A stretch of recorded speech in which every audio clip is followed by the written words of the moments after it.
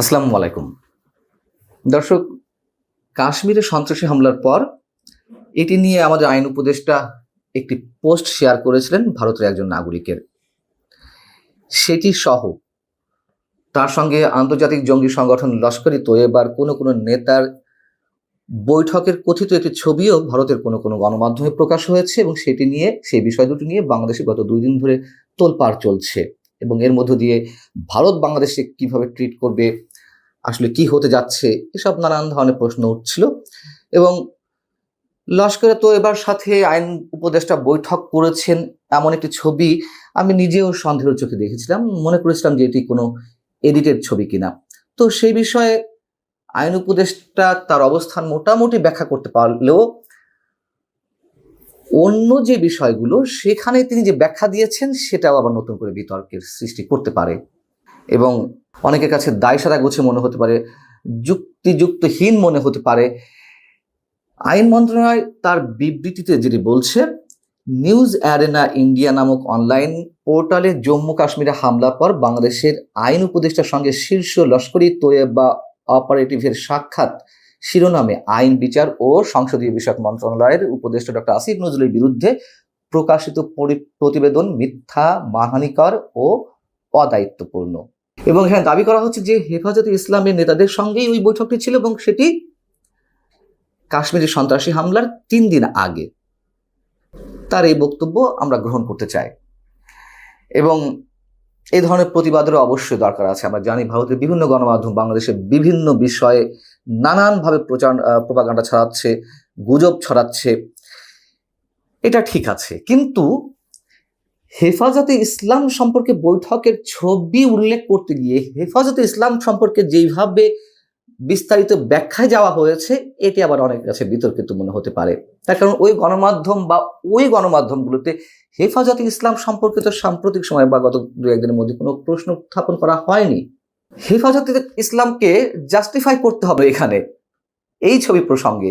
এখানে বলা হচ্ছে যে হেফাজতে ইসলাম বাংলাদেশের আইনের মধ্যে কাজ করা ইসলামিক স্কলার ও সংগঠনগুলোর একটি প্ল্যাটফর্ম। প্রতিবেদনে উল্লেখিত ব্যক্তিরা হেফাজতে ইসলামের নেতা যারা কোনো সন্ত্রাসী সংগঠনের সঙ্গে যুক্ত নন। বিবৃতিতে আরো বলা হচ্ছে যে হেফাজতে ইসলামের নেতারা বাংলাদেশের ঐকমত্য প্রতিষ্ঠা কমিশন কর্তৃক শুরু করা রাজনৈতিক সংলাপে অংশগ্রহণকারী নেতাদের অন্যতম। পাশাপাশি পশ্চিমা দেশগুলোর দূতাবাসের প্রতিনিধিদের সঙ্গে এই গ্রুপের বৈঠক সমূহ তাদের বর্তমান রাজনৈতিক ভূমিকার আন্তর্জাতিক স্বীকৃতি ও সংশ্লিষ্টতাকে প্রতিফলিত করে এবং আরো অনেক ব্যাখ্যা দেওয়া হয়েছে। হেফাজতে ইসলাম যে একটি বিতর্কিত সংগঠন তা ডক্টর আসিফ নজরুল তার এই ব্যাখ্যার মধ্য দিয়েই আবার তা প্রমাণ করার চেষ্টা করেছেন, আবার নিজের অজান্তে সম্ভবত। ফেসবুক পোস্ট সম্পর্কে যেটি বলা হয়েছে এটি যে একেবারেই কোনো যুক্তি নেই এমনটা অনেকের মনে হতে পারে। তার কারণ এইখানে আবার সেই সম্পর্কে বলা হচ্ছে, আর ভারতীয় নেতাদের পেহেলগ্রাম হত্যাকাণ্ডের সঙ্গে জড়িত করার উদ্দেশ্যে উত্তেজনাপূর্ণ পোস্ট শেয়ার করেছেন। মানে আইন উপদেষ্টা অধ্যাপক আসিফ নজরুল তিনি এই উত্তেজনাপূর্ণ পোস্টটি শেয়ার করেছেন। উত্তেজনাপূর্ণ বাস্তবে পোস্টটি একজন ভারতীয় নাগরিক কর্তৃক নিরাপত্তার ব্যবস্থা ব্যর্থতা নিয়ে লেখা হয়েছিল। উপদেষ্টা হামলা নিন্দা জানিয়ে একটি ক্যাপশন সহ এটি শেয়ার করেছিলেন। ভুল বুঝাবুঝি এড়াতে তিনি কয়েক ঘন্টার মধ্যে স্বেচ্ছায় পোস্টটি মুছে ফেলেন। এই পোস্টটি যে উত্তেজনাপূর্ণ ছিল ডক্টর আসিফ নজরুল নিজে স্বীকার করে নিচ্ছেন বিধায় মন্ত্রণালয়ের পক্ষ থেকে এমন বিবৃতি দেওয়া হয়েছে, সেই বিবৃতিতে এই শব্দটি উচ্চারণ করা হয়েছে এবং এটি যে ভারতের নিরাপত্তা ব্যবস্থা নিয়ে প্রশ্ন করার চেয়ে এই হামলার সঙ্গে ভারতের শীর্ষ নেতারা কিংবা সরকারের উচ্চমহল যে জড়িত সেটাই সবার সামনে প্রকাশ পেয়েছে।